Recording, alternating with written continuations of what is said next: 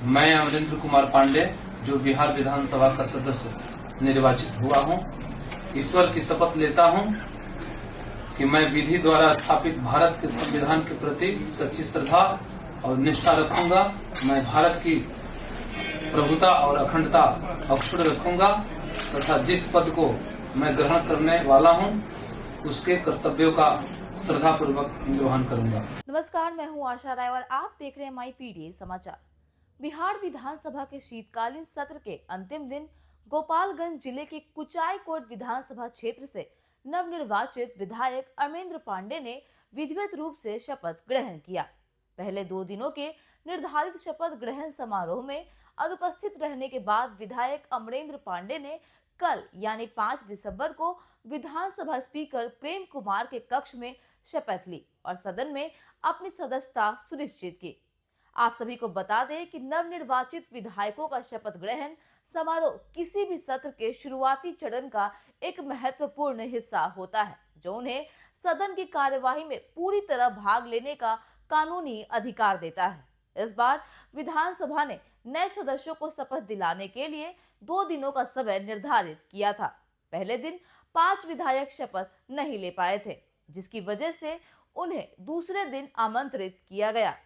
दूसरे दिन भी 2 विधायक अनंत सिंह और अमरेंद्र पांडे अनुपस्थित रहे थे।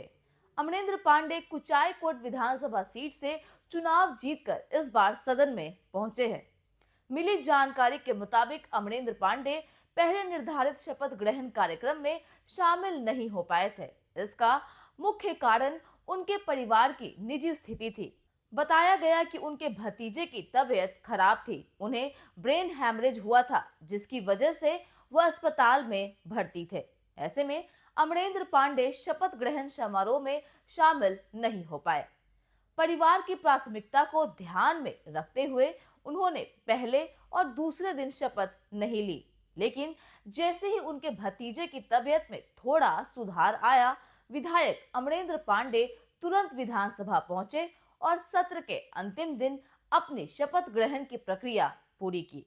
मैं अमरेंद्र कुमार पांडे, जो बिहार विधानसभा का सदस्य निर्वाचित हुआ हूं, ईश्वर की शपथ लेता हूं कि मैं विधि द्वारा स्थापित भारत के संविधान के प्रति सच्ची श्रद्धा और निष्ठा रखूंगा। मैं भारत की प्रभुता और अखंडता अक्षुण्ण रखूंगा तथा जिस पद को मैं ग्रहण करने वाला हूं, उसके कर्तव्यों का श्रद्धापूर्वक निर्वहन करूंगा। कुचायकोट से अमरेंद्र पांडे का विधिवत सदस्य बनना सुनिश्चित हो गया है। आपको बता दें, गोपालगंज से लेकर पटना के शास्त्री नगर थाने तक में अमरेंद्र पांडे उर्फ पप्पू पांडे के खिलाफ केस है, लेकिन दबंगई ऐसी कि कोई भी अभी तक कुछ नहीं कर पाया है।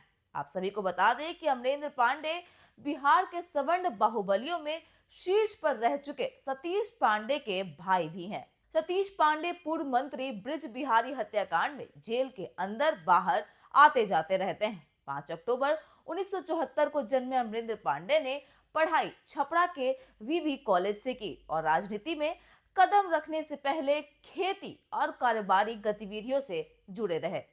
अमरेंद्र पांडे की राजनीति की शुरुआत 2001 में जिला बोर्ड अध्यक्ष के तौर पर हुई। इसके बाद 2005 में वे पहली बार विधायक बने। शुरुआत बीएसपी से, लेकिन उसी वर्ष वे जेडीयू में शामिल हो गए। इसके बाद लगातार 2010, 2015, 2020 और 2025 में विजयी होकर कुचायकोट सीट पर कब्जा बनाए रखा। हाल ही में हुए विधानसभा चुनाव जीतकर इस बार भी वे सदन में पहुंचे हैं। कुचायकोट विधानसभा में अमरेंद्र पांडे की पकड़ मजबूत मानी जाती है। पंचायत स्तर से लेकर स्थानीय कार्यक्रमों तक वे लगातार सक्रिय दिखते हैं, लेकिन इसके साथ ही उन पर विवादों का साया भी रहा है। जमीन कब्जाने से लेकर घर में घुसकर मारपीट तक कई आरोपों में एफआईआर दर्ज हुई। 2025 में भी कुचायकोट थाना में जमीन पर अवैध कब्जे के मामले में नामजद किए गए। राजनीतिक हलकों में उन्हें बाहुबली छवि वाला नेता भी कहा जाता है। एक तरफ उनके समर्थक उन्हें कुचायकोट का जन नेता बताते हैं, वहीं विरोधियों के लिए वे दबदबे की राजनीति का प्रतीक है। लेकिन लगातार जीत से एक बात तो साफ नजर आई कि क्षेत्र में उनका जनाधार मजबूत है, पर विवादों और कानूनी मामलों ने उनकी राजनीतिक छवि को सवालों के घेरे में हमेशा से ही रखा है। जनता के बीच उनकी पकड़ मजबूत है, लेकिन कानूनी और विवादित मामलों से उनका दामन अभी भी पूरी तरह मुक्त नहीं हुआ है। फिलहाल तो इस रिपोर्ट में इतना ही। बिहार की ऐसी लेटेस्ट खबरों से अपडेट रहने के लिए आप हमारे चैनल को सब्सक्राइब करें और देखते रहिए माई पीडी समाचार।